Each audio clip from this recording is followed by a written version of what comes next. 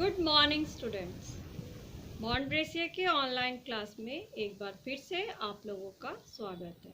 मैं आप लोगों की हिंदी लिटरेचर मिस आप लोगों को कल चैप्टर 3 पढ़ा रही थी।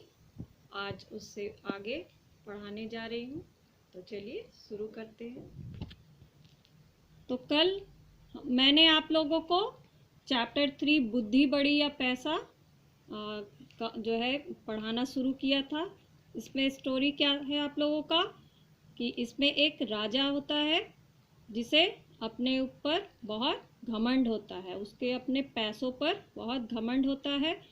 और इस वजह से वो एक दिन रानी से जब पूछता है कि रानी तुम ये बताओ कि संसार में बुद्धि बड़ी है या पैसा, तो फिर वो उसका जवाब देती है इस संसार में बुद्धि जो है वो अधिक बड़ी है, पैसे का कोई महत्व नहीं है।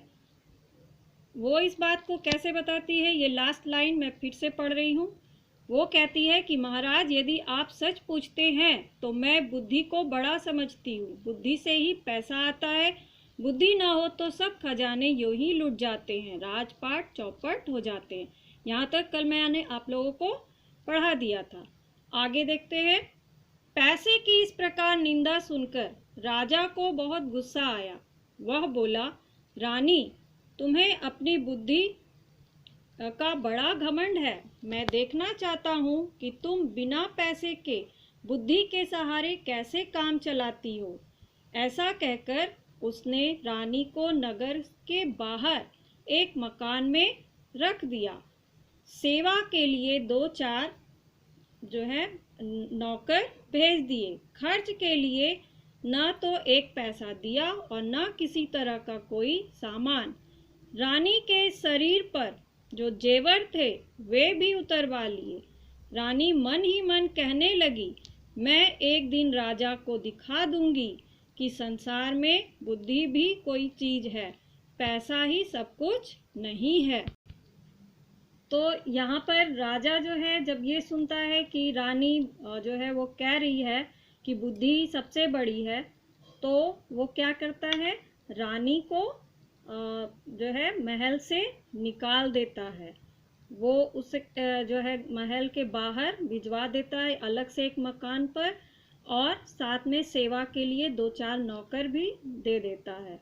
खर्च के लिए उसे एक भी पैसा नहीं देता, और रानी के शरीर पर जो जेवर थे उसे भी वो उतरवा कर रख लेता है। दरअसल वो जो है ये सिद्ध करना चाहता था कि रानी आखिर बिना पैसों के अपने बुद्धि के बल पर क्या कर सकती है।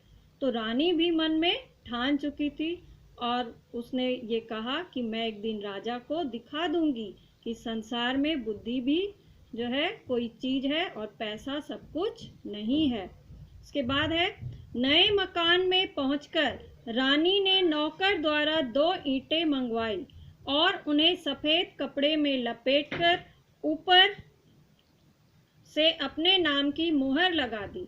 फिर नौकर को बुलाकर कहा, तुम मेरी इस धरोहर को धनु सेठ के घर ले जाओ। कहना कि रानी ने यह धरोहर भेजी है और 10,000 रुपये मंगाए हैं। कुछ दिनों में तुम्हारे रुपये सूद के साथ लौटा दिए जाएंगे और धरोहर वापस ले ली जाएगी।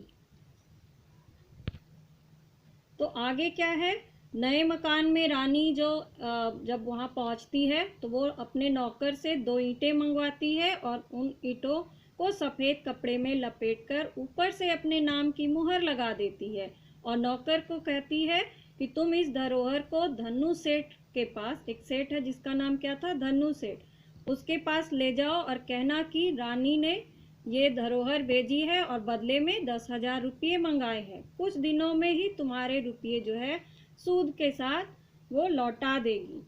तो ऐसा ही होता है। नौकर सेठ के यहाँ पहुंचा। धरोहर पर रानी के नाम की मुहर देखकर सेठ समझा कि इसमें कोई कीमती जेवर होंगे। उसने 10,000 रुपये चुपचाप दे दिए। रुपये लेकर नौकर रानी के पास आया। रानी ने इन रुपयों से व्यापार शुरू किया। रानी स्वयं व्यापार की देखरेख करने लगी। थोड़े ही दिनों में उसने इतना धन कमा लिया कि सेठ के रुपये चुक गए, यानी जो उसने उधार लिए थे, और काफ़ी रुपये बच भी गए। इन रुपयों से उसने गरीबों के लिए मुफ्त दवाखाना, पाठशाला तथा अनाथालय खुलवा दिए। चारों ओर रानी की जय जयकार होने लगी। शहर के बाहर रानी के मकान के आसपास बहुत से मकान बन गए और वहाँ अच्छी रौनक रहने लगी।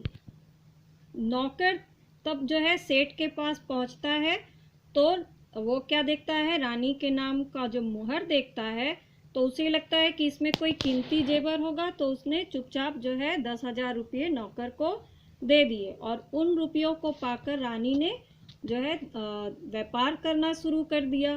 थोड़े ही दिनों में व्यापार से उसे बहुत मुनाफा हुआ, बहुत धन उसने कमा लिया। और जितना भी धन कमाया उसमें से सबसे पहले उसने उस धनु सेठ के रुपये जो लिए थे उसे चुका दिए, और उसके बाद जो बचे पैसे थे उससे उसने क्या किया, गरीबों के लिए दवाखाना, पाठशाला, अनाथालय इत्यादि मुफ्त में खुलवा दिए। इससे क्या हुआ कि चारों ओर रानी की जय जयकार होने लगी और रानी के मकान के आसपास बहुत सारे मकान अब बन गए और उधर चारों तरफ रौनक जो है रहने लगी। तो आज यहीं तक पढ़ा रही हूँ, नेक्स्ट डे इसके आगे बताऊंगी। तो जहाँ तक मैंने पढ़ा है एक बार आप लोग फिर से उसे रीड कर लेंगे। Thank you.